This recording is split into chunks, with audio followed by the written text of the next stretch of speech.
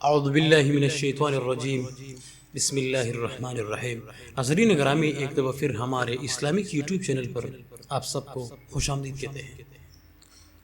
ناظرین، سرکار دو عالم نبی اکرم صلی اللہ علیہ وآلہ وسلم اپنے صحابہ کرام رضی اللہ تعالی عنہما کے درمیان تشریف فرما رہے تھے کہ ایک یتیم جوان شکایت لینے حاضر خدمت ہوا۔ کہنے لگا، یا رسول اللہ صلی اللہ علیہ وآلہ وسلم، میں اپنی کھجوروں کے باغ کے ارد گرد دیوار تعمیر کر رہا تھا کہ میرے ہمسائے کی کھجور کا ایک درخت دیوار کے درمیان میں آ گیا۔ میں نے اپنے ہمسائے سے درخواست کی کہ وہ اپنی کھجور کا درخت میرے لیے چھوڑ دے تاکہ میں اپنی دیوار سیدھی بنوا سکوں۔ اس نے دینے سے انکار کیا تو میں نے اس کھجور کے درخت کو خریدنے کی پیشکش کر ڈالی۔ میرے ہمسائے نے مجھے کھجور کا درخت بیچنے سے بھی انکار کر دیا۔ ناظرین، سرکار نبی اکرم صلی اللہ علیہ وآلہ وسلم نے اس نوجوان کے ہمسائے کو بلایا۔ ہمسایہ حاضر ہوا تو آپ صلی اللہ علیہ وآلہ وسلم نے اسے نوجوان کی شکایت سنائی، جسے اس شخص نے تسلیم کیا کہ واقعتاً ایسا ہی ہوا ہے۔ ناظرین، آپ صلی اللہ علیہ وسلم نے اسے فرمایا کہ تم اپنی کھجور کا درخت اس نوجوان کے لیے چھوڑ دو یا اس درخت کو نوجوان کے ہاتھوں فروخت کر دو اور قیمت لے لو۔ ناظرین، اس آدمی نے دونوں حالتوں میں انکار کیا۔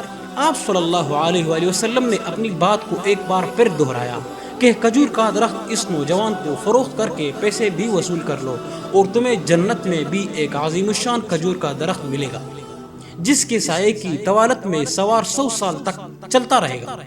دنیا کی ایک درخت کے بدلے میں جنت میں ایک درخت کی پیشکش ایسی عظیم تھی جس کو سن کر مجلس میں موجود سارے صحابہ کرام رضی اللہ تعالی عنہما دنگ رہ گئے۔ سب یہی سوچ رہے تھے کہ ایسا شخص جو جنت میں ایک عظیم الشان درخت کا مالک ہو کیسے جنت سے محروم ہو کر دوزخ میں جائے گا۔ ناظرین، مگر وائے قسمت کی دنیاوی مال اور متاع کی لالچ اور طمع اڑے آ گئی اور اس شخص نے اپنا کھجور کا درخت بیچنے سے انکار کر دیا۔ ناظرین، مجلس میں موجود ایک صحابی ابو الدحداح آگے بڑھے اور نبی اکرم صلی اللہ علیہ وآلہ وسلم سے عرض کی کہ یا رسول اللہ صلی اللہ علیہ وآلہ وسلم، اگر میں کسی طرح وہ درخت خرید کر اس نوجوان کو دے دوں تو کیا مجھے جنت کا وہ درخت ملے گا؟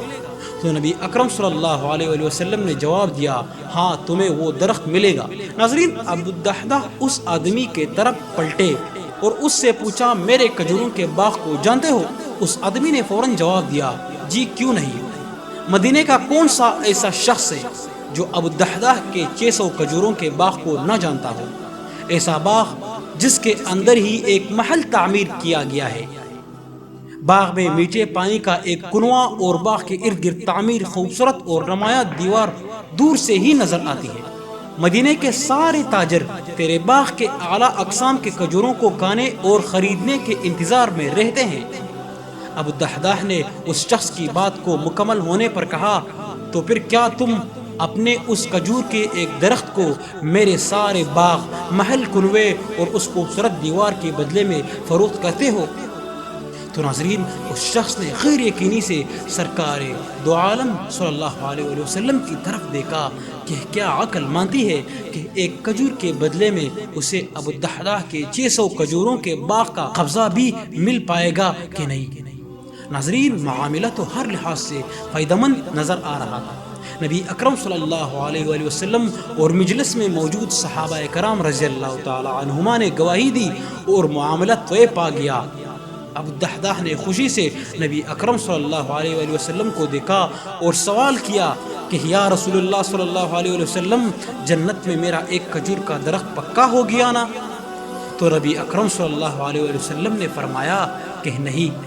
ابو الدحداح نبی اکرم صلی اللہ علیہ وسلم کے جواب سے حیرت زدہ ہوئے تو نبی اکرم صلی اللہ علیہ وآلہ وسلم نے اپنی بات کو مکمل کرتے ہوئے کچھ ایسے فرمایا جس کا مفہوم ناظرین یہ بنتا ہے کہ اللہ رب العزت نے تو جنت میں ایک درخت محض ایک درخت کے بدلے میں دیتا تھا، لیکن تم نے تو اپنا پورا باغ ہی دے دیا۔ اللہ رب العزت جود و کرم میں بے مثال ہے۔ انہوں نے تجھے جنت میں کھجوروں کے اتنے باغات عطا کیے کہ کثرت کی بنا پر جن کے درختوں کی گنتی بھی نہیں کی جا سکتی۔ ابو الدحداح، میں تجھے پل سے لدے ہوئے ان درختوں کی کس قدر تعریف بیان کروں ناظرین، نبی اکرم صلی اللہ علیہ وسلم اپنی اس بات کو اس قدر دہراتے رہے کہ محفل میں موجود ہر شخص یہ حسرت کرنے لگا کہ کاش وہ ابو الدحداح ہوتا۔